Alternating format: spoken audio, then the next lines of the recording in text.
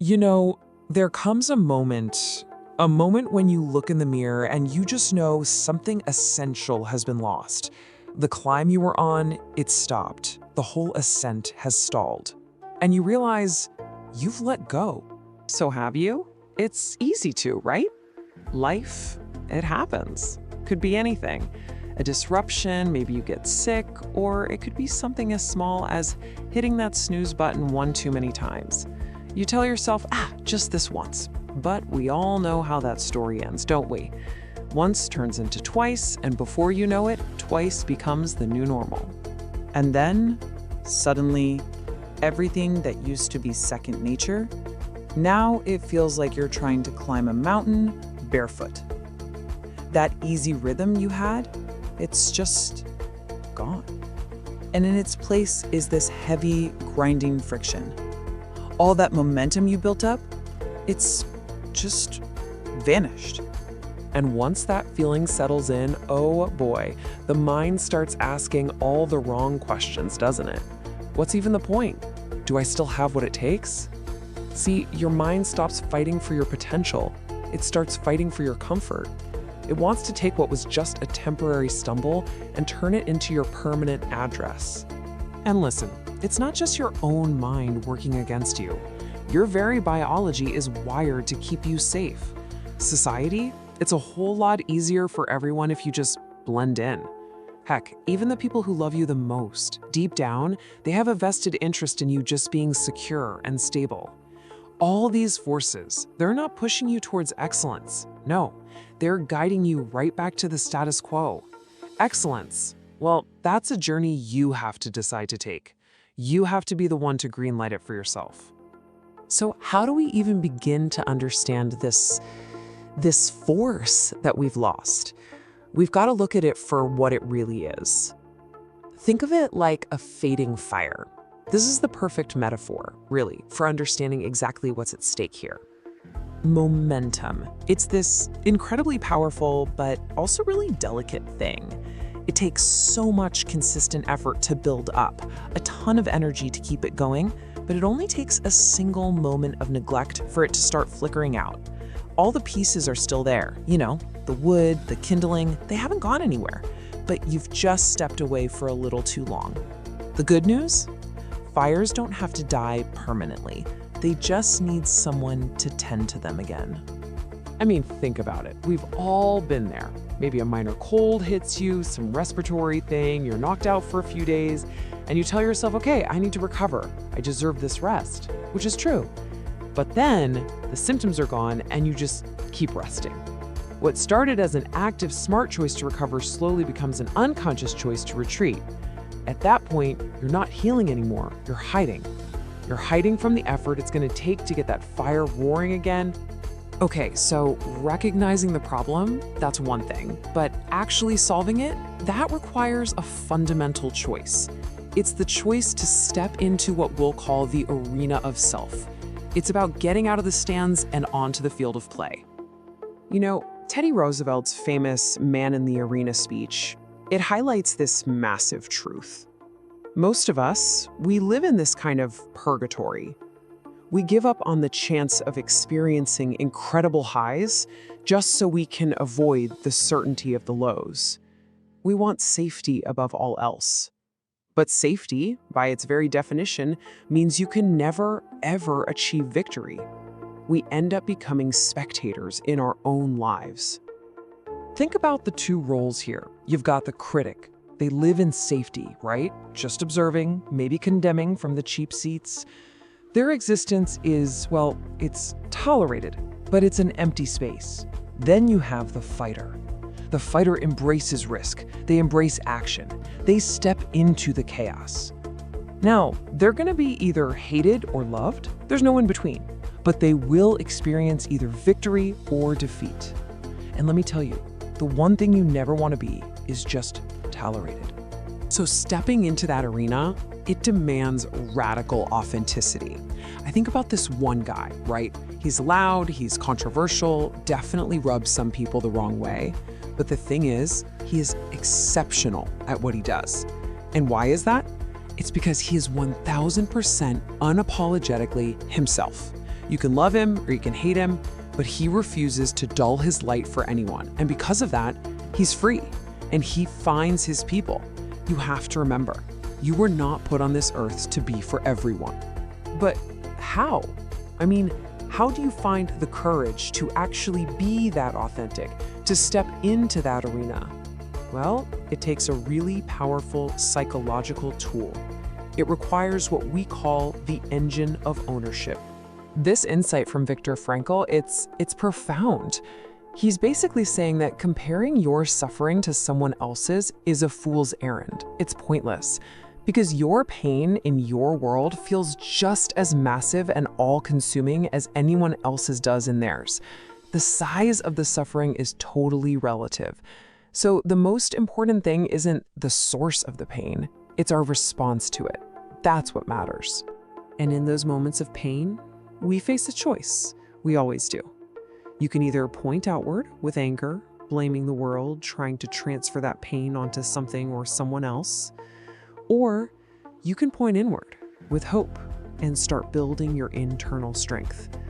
Pointing out just disempowers you, but pointing in, taking real ownership, that is the only path that gives you the power to actually change your life. And this isn't a one-time thing. It's a daily practice. The next time you feel that urge to blame, just pause. Ask yourself this one simple question. What is the one thing I can control right now? That single question, that is the pivot. It's the switch that flips you from victim to creator. And I need to be crystal clear about this. Ownership is not about blame. It has absolutely nothing to do with who's at fault. It's about taking 100% responsibility for your future. It's about looking at your circumstances, no matter how unfair they seem, and declaring, you know what? I didn't put myself here, but I sure as hell can take myself to where I want to go. It's a powerful declaration that your future isn't a product of your past. It's a product of the choices you make, starting right now. All right, so you've made the choice. You're stepping into the arena. You fired up the engine of ownership. So now what? Now you begin the ascent. You take that first gloriously imperfect step forward. Look, a comeback, it's not some single heroic leap you see in the movies. It's a process. And it starts with a few key things. First, you have to acknowledge the fear. That racing heartbeat you feel, that nervousness, recognize that it feels almost exactly the same as the feeling of being truly alive. Second, you have to understand you don't need to rebuild the entire castle today. Your only job is to pick up one single stone. That could mean writing one sentence, doing one push-up, sending one email. The goal isn't to finish, the goal is just to begin. And finally, you have to give yourself permission for that start to be messy, for it to be awkward, because it will be. I have this friend who was absolutely terrified to post a video of himself dancing online. He said he felt like he only had maybe 40% of the courage he needed. So what did he do? He gave that 40%. He went for it. He posted the video, but he also wrote this super long essay with it, to kind of soften the blow. He looks back at it now and just laughs, but that's the whole point. Back then, that 40%, that was his 100%. That imperfect, hesitant, awkward start was everything. It was the tiny seed that eventually grew into the tree. So I want you to imagine something. Your future self is watching you right now. They're hoping, they're waiting. They are counting on this version of you, the one listening to this, to find the courage to just begin. So let me ask you, what action, what tiny step will you take today that they will look back on with absolute gratitude? Because the answer to that question, it defines your tomorrow. So what will you begin? Have you ever felt stuck? You know that feeling like you're just waiting for something to happen? Waiting for someone to show up and hand you the life you've always wanted? That sense of powerlessness, like you're just the passenger along for the ride in your own life. Well, that's a trap. And today, we're going to break down that trap piece by piece. We are going to dive into one of the most powerful ideas you can possibly internalize, that you and you alone are in the driver's seat of your own destiny. This quote, man, it just cuts right to the heart of it, doesn't it? It perfectly describes the central challenge we're all up against. It's that passive hope that some external force is going to fix our internal world. But here's the truth. That scream is never, ever answered. Why? Because the only person who has the power to truly change your life is you. So where does this feeling of powerlessness even come from? Well, a lot of the time, it starts with one of the most self-destructive habits we can possibly fall into, the blame game. It feels kind of comfortable, it feels easy, but make no mistake, it's a trap. This right here draws a really powerful line in the sand. On one side, you have the victim mindset. I mean, just scroll through social media for 5 minutes. It's practically a masterclass in chronic blame. My life isn't where I want it to be, so it must be your fault, or their fault, or the world's fault. It's so much easier to be the victim than the hero, because being the hero, like you see on the right, that requires sacrifice. That means you have to take responsibility. It means you have to create change, not just sit around and wait for it. And this is the key takeaway right here. Every single time you feel that urge to blame someone or something else, you're taking the spotlight off of the one thing that actually matters. You're putting all your focus on things that do nothing but hold you back, and you're putting yourself into a state of paralysis. You are actively ignoring the single greatest power you have, which is control over your own life and what you decide to do next. Okay, so if blame is the trop, what's the escape route? It's not about taking on some heavy burden. No, it's about giving yourself the ultimate gift, the absolute ultimate advantage you can have in life, the gift of control. And this idea perfectly illustrates the core concept, radical accountability. This is the mindset of just saying, you know what, it's all mine now. The good, the bad, every single part of my life, it's my responsibility. Now, this doesn't mean everything is your fault. Not at all. It means you own the response. It means you are consciously, deliberately putting yourself in the driver's seat. Man, this is such a powerful idea. Let's be real for a second. Life isn't fair. We don't all get dealt the same hand, not even close. But what you decide to do about your hand, right now, in this moment, that's what matters. That is the one piece of control that we all share. You can stand there and shake your fist at the sky, or you can pick up some tools and start building the life that you want. The choice is always yours. This passenger versus driver metaphor from the source material is just perfect. Living as a victim is being the passenger. Sure, it might seem easier, less work, less responsibility, but you have zero control over where that car is going. When you decide to grab the wheel and be the driver, you own the whole journey. You can take a different exit, you can reroute, you choose the destination. But taking control isn't just about the actions you take on the outside. It's about recognizing that the reality you experience every day is really just an interpretation. It's a story that you're telling yourself. So if you want to change your world, you first have to change that internal story. This is a question you have to seriously ask yourself. We're all our own little broadcasting channels, right? We're constantly taking in data from the world to support the narrative we already believe. So if your story is one of frustration and limitation, your brain will find evidence absolutely everywhere to prove that story is true. And that movie will just keep playing over and over again. So how do you change the movie? How do you rewrite the script? Well, it's basically a 3-step process. First, you just have to become aware of that old, unhelpful story. See it for what it is. Second, you have to consciously choose a new story. What does that new hero's journey actually look like for you? And third, and this is so crucial, you have to reinforce it. You do that with small daily actions. Read 20 pages of a book every day. Master a new skill at work. These small wins prove the new story to yourself, until eventually it becomes your new reality. Okay, but let's be honest, the idea of rewriting your entire story, that can feel huge. It can feel overwhelming, right? So where do you actually start? Well, you start by understanding the profound, almost magical power of making a single decision to just move forward. Just think about this. You are always just one new creation, one different decision, one simple action away from completely changing your entire trajectory. That excitement, that infinite possibility contained in what comes next, that's what you have to grab onto. The momentum that can completely flip the switch in your life is always just one single step away. This right here shows us how we can finally break free from the past. So often, we get caught in something called the sunk cost fallacy.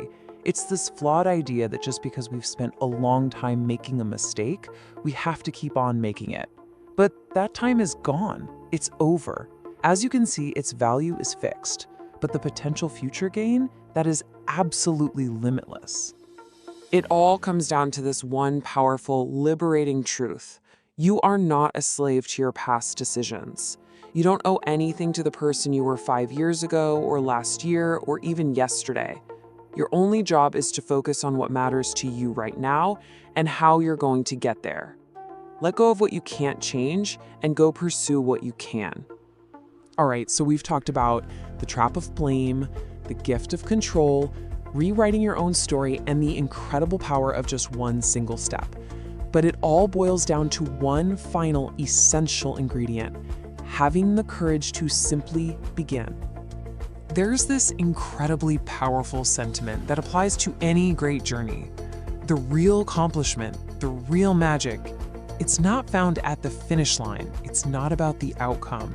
The miracle is in the beginning. It's found in that one moment you decide to move forward, even when every ounce of doubt and insecurity is screaming at you to stop. It's that single brave act of choosing to take that first step into the unknown. So the only question left for you is the one right there on the screen. What will you start today? Life has a way of piling on, doesn't it? I mean, one task suddenly becomes 5. One missed day at the gym turns into a month with 0 momentum. And one small doubt, well, that can grow into this fog that you just can't seem to shake. We're all trying to do it all, chase everything at once: the money, the body, the peace, the purpose. And we get so overwhelmed by our own ambition that we end up losing ourselves in all that noise.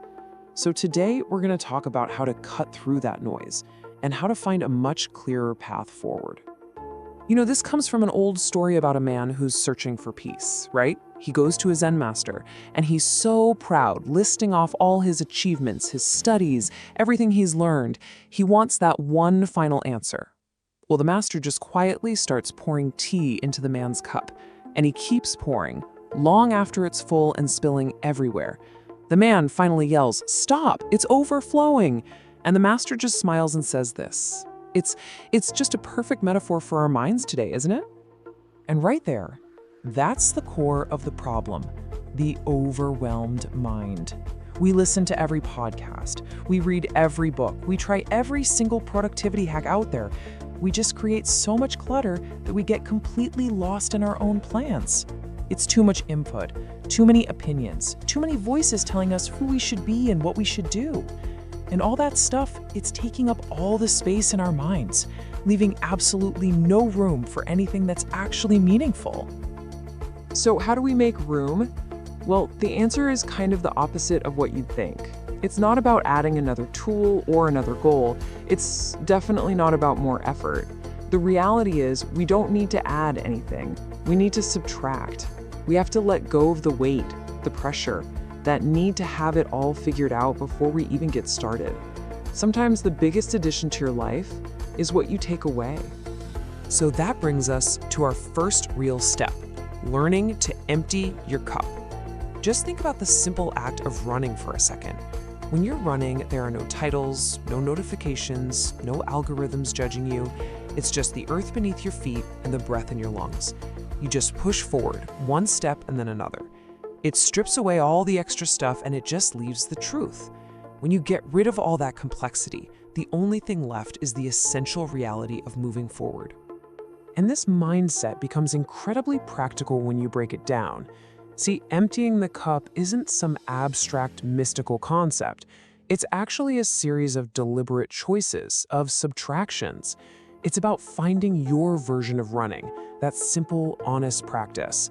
It's stripping away the goals and expectations that don't really matter. It's filtering out the external noise. And probably the most important part, letting go of that paralyzing need to have the perfect plan. just subtract the pressure. I want you to really imagine this. Fast forward, way down the road. You're older, sitting there, thinking about your life, the decisions you made and the ones you didn't. What would you be thinking about? What would you change? You know, research on the regrets of the dying consistently finds one thing right at the top of the list. They wish they'd had the courage to live a life that was true to themselves, not the life that other people expected of them. This isn't just a little thought experiment. It's a real confrontation with the cost of doing nothing. And that confrontation with our future selves, it brings us face to face with the single biggest obstacle to change: fear. The choice is always the same: vulnerability or safety. And look, safety feels good. Watching life happen from behind a window is incredibly safe. But it also means you're forfeiting the very essence of life itself. We have to reframe our relationship with fear, to start seeing it not as an enemy, but as the very thing we need to embrace. The philosopher Ernest Becker captured this perfectly. He said we have this dual nature. We are, at the same time, worms and gods. As worms, yeah, we're flesh and bone. We can't avoid misfortune or tragedy. It's just part of the deal. But as gods, we have this incredible, almost divine ability to transcend our circumstances. We can find hope when things look hopeless. We can see opportunity in obstacles. We can give meaning to things that seem meaningless. We are literally built to rise above.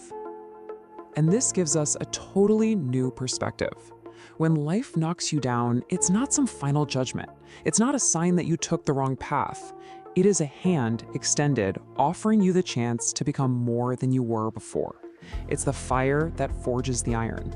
That struggle itself is the catalyst that transforms you into something stronger. If you remember just one thing, let it be this: fear is not the enemy. Inaction is the enemy. Doubt is the enemy. We suffer so much more often in our imagination than we ever do in reality. And the only way to prove this to yourself is to move through the fear, to just jump into the cold water. You'll find there's a second of discomfort, and then you acclimate to something better. You are so much more resilient than the stories you tell yourself in your head. So if we embrace fear, what comes next? Well, now we shift from mindset to action. And honestly, life's best kept secret is brutally simple. You just have to show up. Show up when you're tired, when you're down, when you've just been defeated. Show up when you don't feel like it. In fact, that's when it is most important to show up. That discipline, that becomes the great differentiator in life. So here's the method. First, you show up when it's hard. Second, you master the mundane. Look, sustained success isn't about one monumental home run. It's the writer who shows up to write 500 words every single morning, even when they're totally uninspired. It's the athlete who does the same boring drills day after day after day. It's all about those little victories, compounded over and over, so small that most people don't even see them. And third, and this is vital, you make the practice the main event. This quote from Edison is just so powerful because it really captures the tragedy of quitting too soon. We get so disheartened by how far away the finish line seems that we forget it only takes a collection of small steps to get there. Progress is a journey. It goes when you go, and it stops when you stop. Success is often just about hanging on when everyone else lets go. The key takeaway here is that there's no difference between practice and performance. You know the old saying, you play how you practice? We need to take that to the next level. Each seemingly insignificant step is your Super Bowl. So when the real lights come on, it won't be some new experience you have to navigate. It'll just be a continuation of what you already do every single day. It's in your DNA. Embracing fear and showing up every single day. That gives you the strength for the final and maybe the most difficult part of this whole journey, walking your own path. It's having the courage to be unique in a world that is constantly, relentlessly trying to make you something else. It's about taking that road less traveled. And what even is uniqueness? It's not some strange quirk you should hide away. It is the most precious thing you have. I promise you, fulfillment won't come from blending in, from being just like everyone else. It's gonna come from that thing that is unequivocally you. That strange gravitational force that just pulls and pulls at you, always asking, what if? Emerson just captures the battle perfectly here. Every step you take on your own unique path, your own mind is screaming at you that you're alone. You're not just fighting convention, you're fighting your own DNA, that impulse to please people, to just sit down and blend in. But your unique abilities, they're not trivial. If they mean something to you, they will mean something to other people. You just have to believe that enough to bring them to life.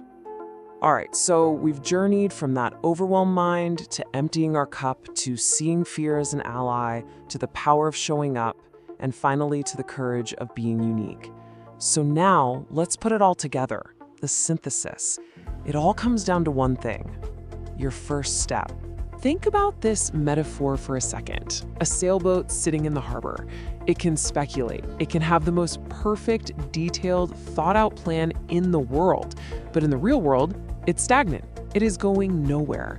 It's only once it leaves the harbor, once it starts moving and actually catches the wind, that it can react, learn, adapt, and adjust its sails to get to its destination. If your journey is only hypothetical, you have nothing to correct. You're just waiting. And this is where it all comes together. We wait. We wait for the perfect moment, the perfect plan, the perfect sign from the universe. But the answers you're looking for, they're not found in planning. They're collected along the way, out there in the real world. You are going not because of what you have to lose, but because everything is to be gained. Life is about having the courage to make your way into a world that no one truly understands. Stop waiting. The world doesn't need your perfect plan, it needs your first step. So, what will it be?